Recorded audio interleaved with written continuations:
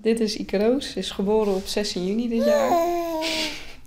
Ik ben Fleur, ik ben 19 jaar en ik ben de moeder van Ike. Ik ben Tessa, ik ben 40 jaar en ik ben de mem van Fleur en de beppe van Ike. Ik ben Jannie, ik ben 64 jaar en ik ben de oerbeppe van Ike. Ik ben Neeltje en ik ben 80 jaar en ik ben de oerbeppe van dit famke.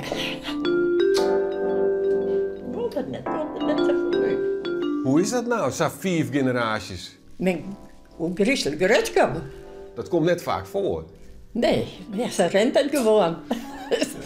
Zo gebeurt het. We are family. I got all my sisters with me. We are family. Hoe groot is de hele familie eigenlijk? De hele familie? Ja, Nou nee, de hele familie dat heb ik net Utrecht. Maar Beppe heeft in ieder geval 26 liedspaan en 18 achterliedspaan. En liedse Ike dus als achterliedspaan. Ja, nou, wat erin doen, hè. Wij kennen alle je goed met elkaar, maar we staan er net wekelijks bij elkaar op stap. Nou, we hebben nog een feestje gehad toen mijn huid met 60 jaar trouwd waren. Oké. Ze ben nu zo'n 60 jaar trouwd. Maar je wien er al je wel een beetje betiert bij, hè? Ja. Toch? Nou, dat voelde wel mooi. Ik ben 20. Oké. Want ik heb nog een oudere dochter. Tessa is mijn tweede dochter. Oké. Daarna kwamen er nog 3 jongens. Ja, ik heb een zoon en 2 dochters. Ik heb Fleur 2 dagen voor mijn 21ste vierde gekregen. Oké. Dus dat... Ik was bijna 19 toen zij kwam. Ik was nog net 18. Ja. Maar daar wist er wel klaar voor. Jawel, het was niet helemaal de planning, maar dingen gebeuren, dus ja. Ook maar dealen met de consequenties. Ja.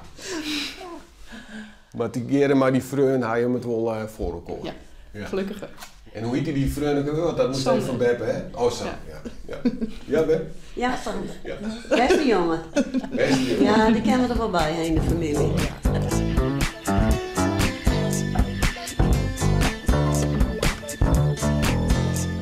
Weet je nog hoe dat wie? De eerste? Ja, dat vergeet je nooit weg. Nee, hè. Zij weer de tweede.